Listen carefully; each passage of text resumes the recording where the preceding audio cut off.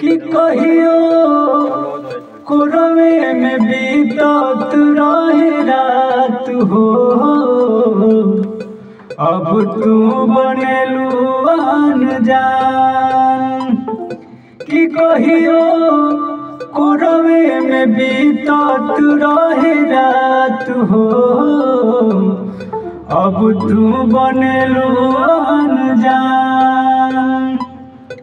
कि तेरे चरिता बनबो पवित्र अतना जननी न जान।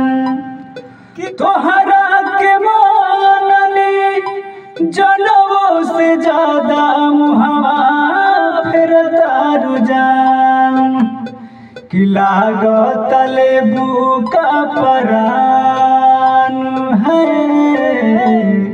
कि कहियो कोरवे में बीतत रहे रात हो, अब तू बनेलू अनजान। कि कहियो कोरवे में बीतत रहे रात हो, अब तू बनेलू अनजान।